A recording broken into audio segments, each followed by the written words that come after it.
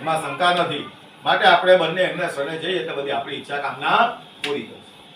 એમ પોતાના જમાઈનું વાક્ય સાંભળી સાધુ વાણીઓ તે જ વખતે પેલા દંડી સ્વામી પાસે જાય છે. તેમને જોઈ આદરપૂર્વક એટલે કે દંડી સ્વામી આ વાક્ય બોલ્યા, હે સાધુ વાણિયા, તું રડમાં તો મારું આ વાક્ય સાંભળ.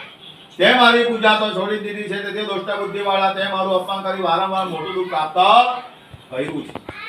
એમ ભગવાનનું આવું ક્રોધિત વાક્ય સાંભળી સાધુ વાણીઓ તેમની સ્તુતિ કરવા લાગી. સાધુ વાણિયાએ કહ્યું કે હે પ્રભુ, બ્રહ્મા વગેરે બધા દેવો પણ તમારા આ ગુણો અને તમારા આશ્ચર્યકારક સ્વરૂપને જાણતા નથી, તો પછી હું તો મૂર્ખ મનુષ્ય છું તે તમારી માયાથી મોહિત પાછું આપું. એ બધું ભક્તિયુક્ત વાક્ય સાંભળી સત્યનારાયણ દેવતા પ્રસન્ન થઈ ગયા. તેમને નિશ્ચિત વરદાન આપ્યું અને ભગવાન ત્યાં જ અલોપ થઈ ગયું. પછી સાધુ વાણીઓ પોતાના વાહનની પાસે જ્યારે આવ્યો ત્યારે વાહનને બરાબર પહેલા જેવું ધનથી ભરતું થયેલું તેણે જોયું. એટલે કે સત્યનારાયણ દેવની કૃપાથી મારી ઈચ્છા સફળ થઈ છે એમ કહીને પૂર્ણ થયું.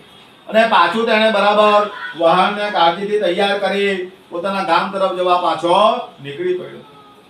જ્યારે પોતાનું ગામ શહેર નજીક આવ્યું ત્યારે સાધુ વાણીઓ પોતાના જમાઈ, કુટુંબીઓ અને પુષ્કળ ધન સાથે સાધુ વાણીઓ કે ગામની નજીક આવી ગયા.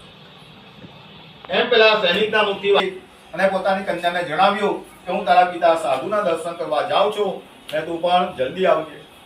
એ પ્રમાણે માતાનું વાક્ય સાંભળી તે કન્યા પણ સત્યનારાયણ દેવની પૂજા કરે છે અને ઉતાવળે પ્રસાદ લીધા વગર જ પોતાના પતિના દર્શન કરવા માટે ગઈ. સમાચાર આવ્યા કે પોતાના પતિને પિતાને બધા આવી ગયા છે એટલે કલાવતી કન્યા ભગવાનની પૂજા કરી તો ઉતાવળમાં પ્રસાદ નહીં લીધો. આમ તેણે પ્રસાદનો અનાદર કર્યો. તેથી પ્રભુ સત્યનારાયણ દેવ તેના પર રોષે ભરાયા. તેમણે તેના પતિને અને વાહનને ધનની સાથે હરિતા નદીમાં જ ડુબાડી દીધા. અને પછી કલાવતી કન્યા